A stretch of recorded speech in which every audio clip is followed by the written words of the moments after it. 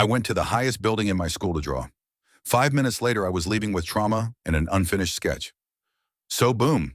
This happened back in school when I was still fully convinced that one random drawing session was going to unlock my hidden artistic potential. It was sports period. Everybody else was outside doing actual sports like functioning members of society.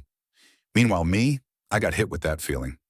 You know when a penguin randomly leaves the entire colony and starts walking toward the mountains because destiny called? Yeah, that was me. The artistic spirit had chosen its vessel. So instead of going to sports, I decided I was going to create art. Not regular art, peak art. The kind of art future generations would discover and say, bro was ahead of his time. Now every great artist needs inspiration. And what better place to find inspiration than the highest point in the entire school? So I started climbing. Floor 1, students everywhere. Floor 2, still crowded. Floor 3, now we're talking. Hardly anybody around. The atmosphere was peaceful. My aura was generating. I found a bench, sat down, pulled out my sketchbook, and prepared to unleash some Leonardo da Vinci level work. I had barely started. Like barely. The pencil touched the paper for maybe 10 seconds. Then I heard a noise. A suspicious noise. A noise that definitely wasn't coming from somebody solving homework. I froze, looked around. Nothing. Then I heard it again. And suddenly everything connected. My brain started piecing together clues like a detective in the final episode of a crime series.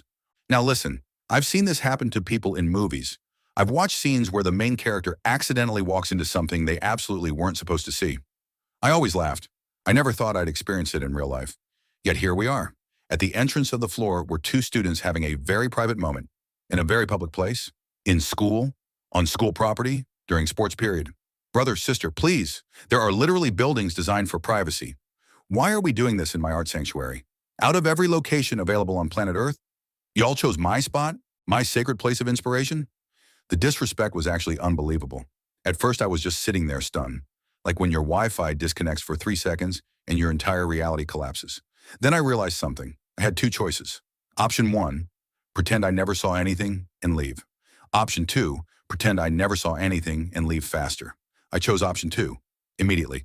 I packed my sketchbook with the speed of somebody escaping a side quest they accidentally unlocked. As I walked away, I looked back one last time. Not at them, at my unfinished drawing, the masterpiece that never got the chance to exist, the artwork that could have changed history, the Mona Lisa of my generation. Gone, deleted from the timeline. And that's the story of how two lovebirds accidentally robbed humanity of peak art. To this day, I don't know what happened to them. But I do know one thing. If I ever become a famous artist, they're responsible for delaying my career by at least 6 months. So yeah, guys, that's it for story time. So let's just talk about the sketch a little bit. And the hardest part of this sketch was definitely the girl's body.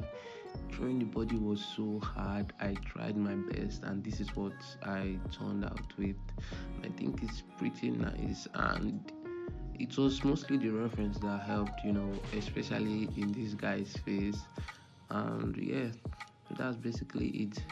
Also, guys, don't forget to subscribe and leave a like. Thank you.